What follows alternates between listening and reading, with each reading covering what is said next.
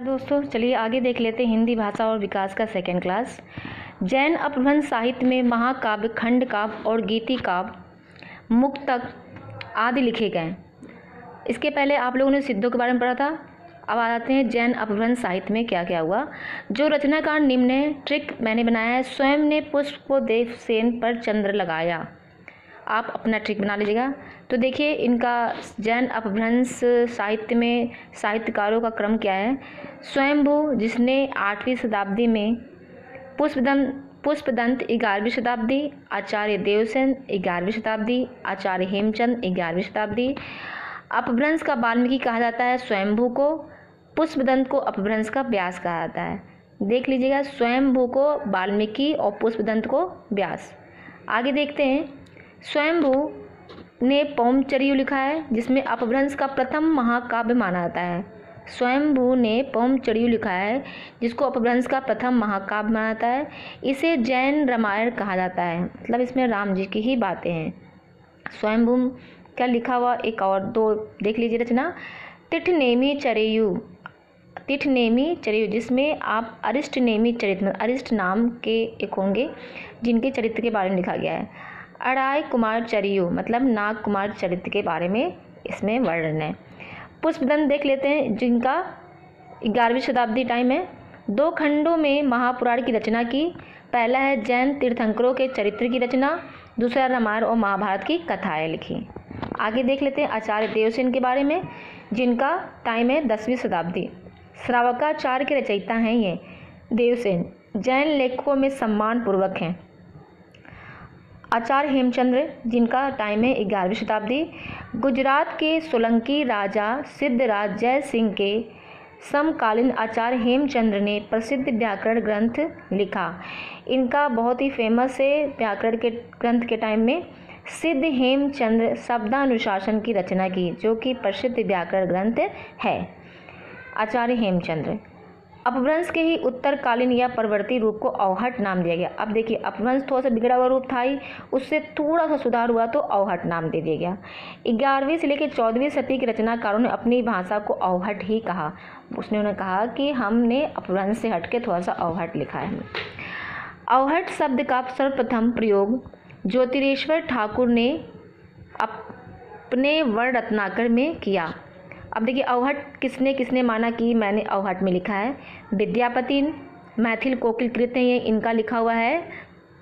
कृतिलता, मैथिल कोकिल कृत विद्यापति, और संदेश रासक टीकाकर वंशीधर। ठीक है, अवहट किसने माना ये सब। अवहट को अपभ्रंश और पुरानी हिंदी के बीच की कड़ी माना जाता है।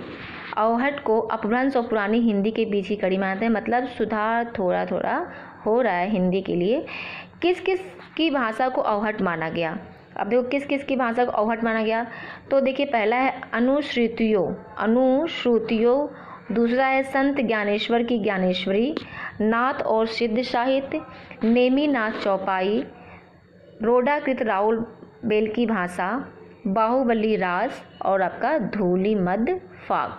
ठीक है, इनकी भाषा को अवहट माना गया है। आगे देख लेते हैं, सन 1000 ईस्वी की बात है कि अपभ्रंश साहित्य में देसी शब्दों का जो अत्यधिक प्रयोग होने के कारण हेमचंद ने देसी नाम माला में संग्रह करना उचित समझा। मतलब 1000 ईस्वी के टाइम आते आते अपभ्रंश साहित्य में देसी शब्दों का यूज होने लगा था। आगे देखते हैं, महापंडित राहुल साकृत्यायन और चंद्रधर शर्मा गुलेरी ने इस भाषा को पुरानी हिंदी के नाम से जाना। मतलब अवहट जब आया तो उन्होंने राहुल साकृत्यायन और चंद्रधर शर्मा गुलेरी ने बोला कि इसे पुरानी हिंदी नाम दिया जाए। ठीक है, मतलब 1000 ईस्वी के लगभग साहित्य में हिंदी का प्रयोग होने लगा था।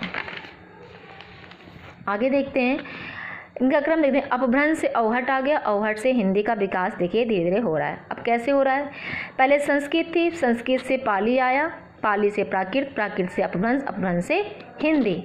ठीक है, कहानी खत्म यहाँ अपभ्रंश अवहट की।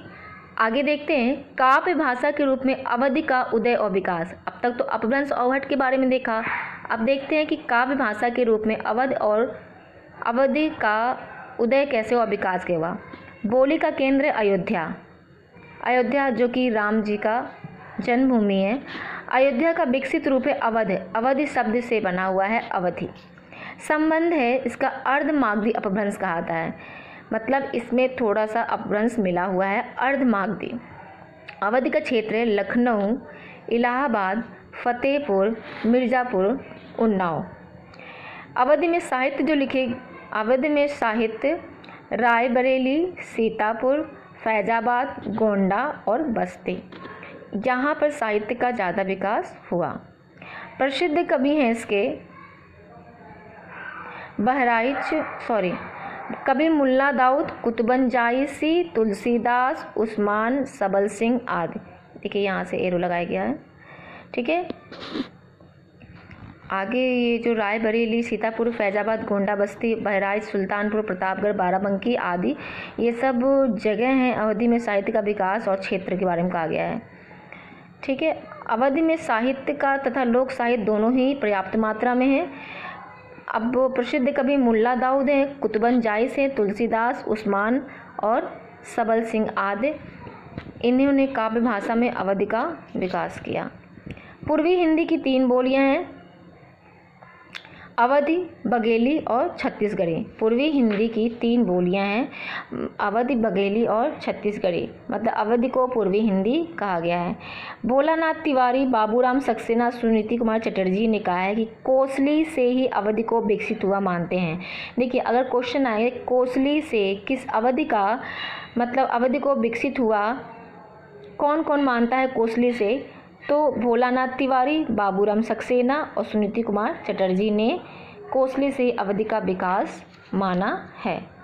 तो चलिए आज की क्लास यहीं ख़त्म करते हैं, नेक्स्ट अवधि का विकास देखेंगे।